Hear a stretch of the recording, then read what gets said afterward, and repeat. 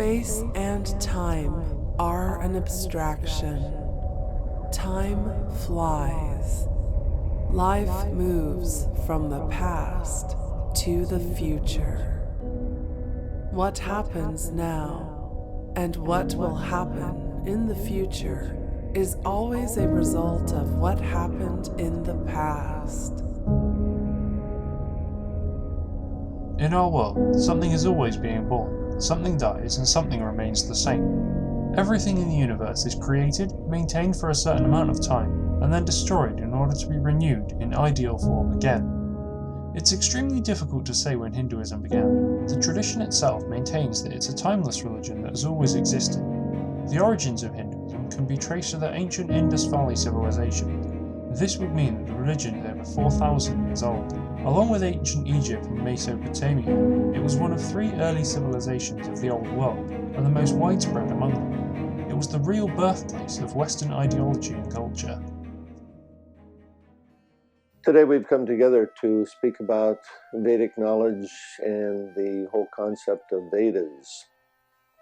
This is a most important question because Veda, this word means knowledge. It's a Sanskrit word. And the Vedas are understood to be having no material origin. That is, they come from God. In the Hindu culture, the creation of 4 Vedas is credited to Brahma. Brahma is the Hindu god of creation and one of the Trinity of Hindu gods. The others are Vishnu and Shiva. The Vedas cover all different aspects of human knowledge: warfare, art, science, and, of course, most importantly, the spiritual aspect of our existence. In material existence, these 3 aspects are always present: creation, maintenance, and destruction. So therefore, there needs to be some personality who puts their consciousness there in charge of these things. In the Hindu concept is the Trinity, Brahma, Vishnu, and Shiva. The Brahma is the creator of this material world, or what we would say the secondary creator. He works with the material elements that are given by the Supreme Lord. Vishnu is the maintainer, and Shiva the destroyer.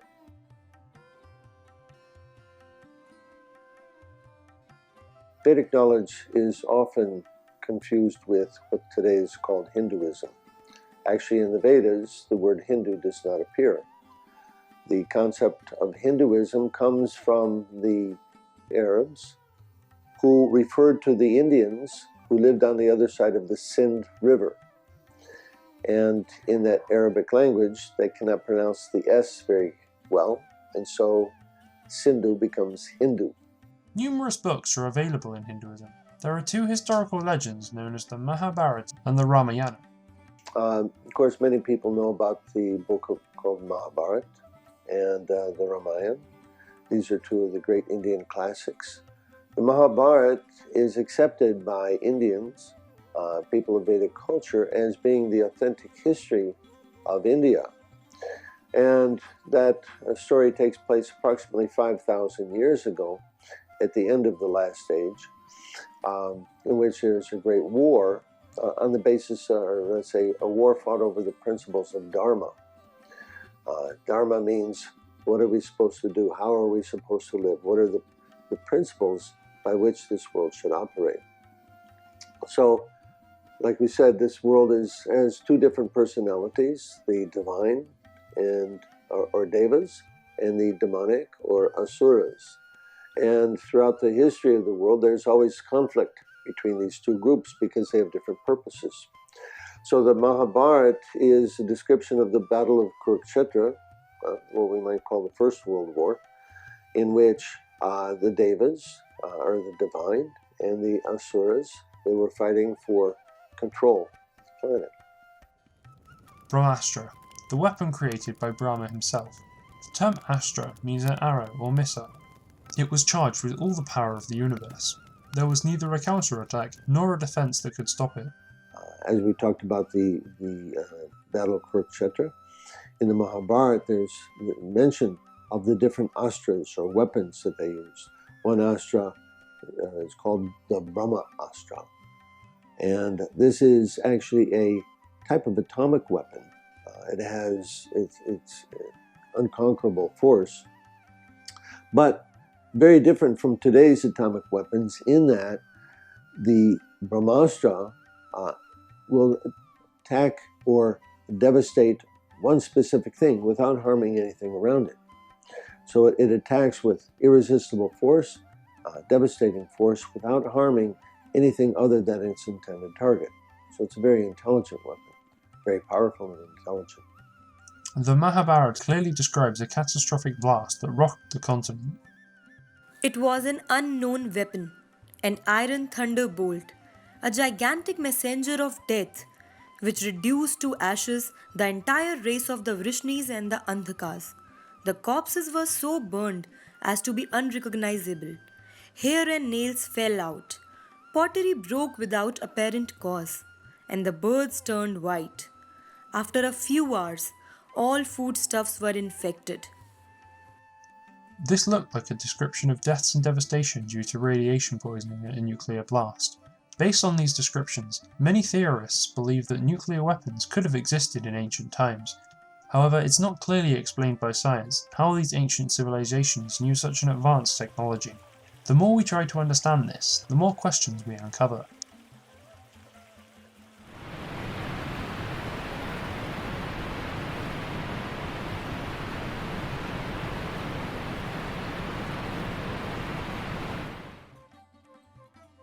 Sudarshana Chakra. It's a discus that represents the mind and revolving creativity. It's also a weapon that cuts the heads of demons. Chakra is used for the ultimate destruction of an enemy. It has spikes in 2 rows moving in opposite directions. It's the most powerful weapon in Hindu mythology. Neither Lord Brahma nor Lord Shiva could stop it. The Devas, they also have their different weapons. Vishnu, he has 4 arms, and in 2 arms he has a club and a disc. The other 2 arms, a lotus flower and a conch shell. So, because Vishnu is the maintainer of the world, 2 of these are for the Asuras and 2 are for the Devas. For the Asuras, there's the club and the disc, so that he can keep everything in check. Because the Asuras, by their nature, they don't care about others. They run roughshod over things, and so they need to be, it's like police. Police have to keep the criminal elements in check. So the club and the disc are for them. But for those who are godly or already agree to follow the laws of God, then he has the lotus flower and the conch shell. Participatory in Hindu mythology is the most destructive personal weapon of Shiva, discharged by the mind, the eyes, words, or a bow. This weapon, when used, would destroy the entire world. Lord Shiva, of course, also has his weapons.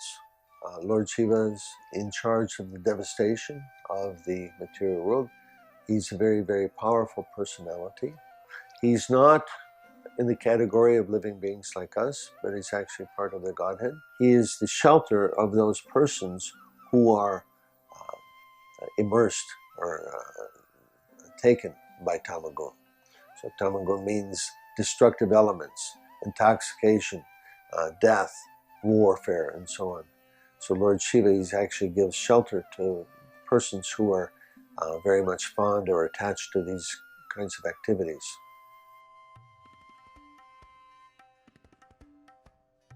The ancient Hindus could navigate the air, and not only navigate it, but fight battles in it. One of the most fascinating topics spawning from India's past is the story of ancient flying machines known as Vimanas. There are some records describing how to build one, and the instructions are quite precise. The ancient Indian epic describes a Vimana as a double-deck circular aircraft with portholes and a dome. It flew with the speed of the wind and gave forth a melodious sound. There were at least 4 different types of Vimanas, some saucer-shaped, others like long cylinders, cigar-shaped airships. So Vimana, this is a flying ship. They're mentioned in many places in the Vedas. Previously there were flying airplanes, and not mechanical devices like we have today using petroleum, but they actually worked on other principles. The description of there's one Asura by the name of Shalva. He had a wonderful airplane that could become invisible, that had many different kinds of weapons that it could discharge. It could fly at different altitudes and different speeds. Any military commander today would be very happy to actually have such an airship. we beheld in the sky what appeared to us to be a mass of scarlet cloud resembling the fierce flames of a blazing fire. From that mass, many blazing missiles flashed, and tremendous roars, like the noise of 1,000 drums beaten at once. And from it fell many weapons winged with gold, and thousands of thunderbolts, with loud explosions, and many hundreds of fiery wheels.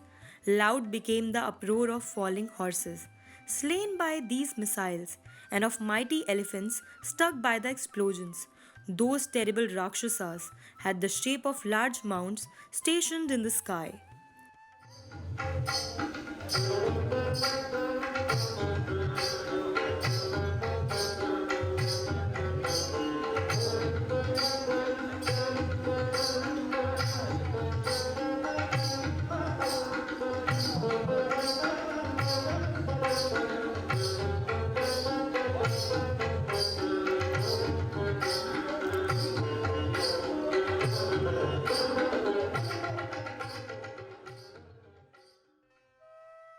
This age that we're in today is called Kali Yuga.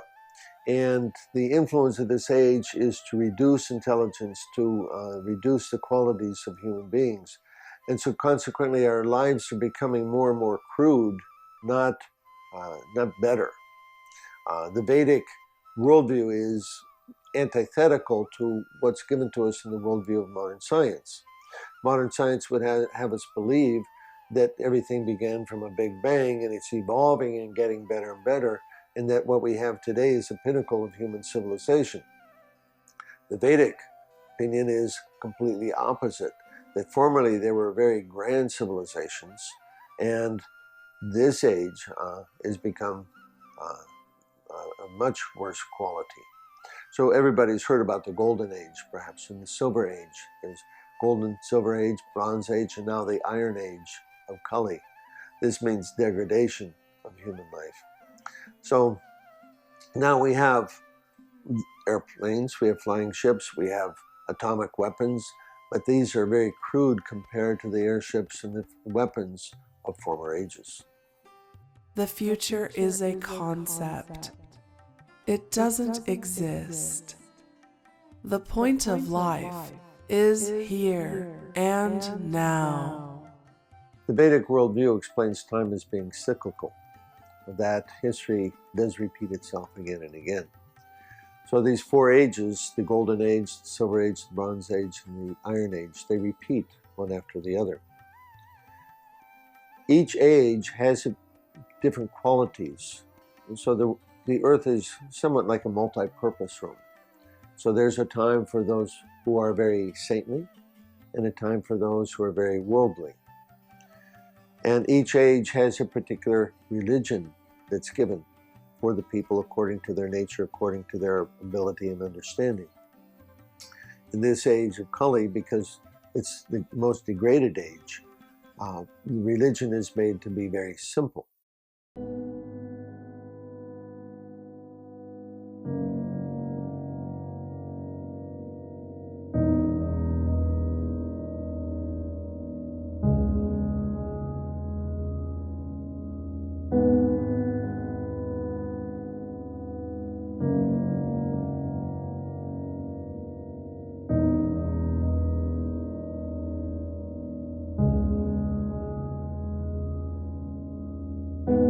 It's never too late, and it's not too soon. The day when things will change is the day we decide to change them. There, of course, are many different religions, and they all understand God in different ways. So it's not necessary that everybody has to understand God in the same way. They can keep to their own understanding of God, but at the same time, the process of self-realization and the process of spiritual emancipation remains the same, chanting the names of God. So one may use any bona fide name of God according to their religion, and still the result will be effective.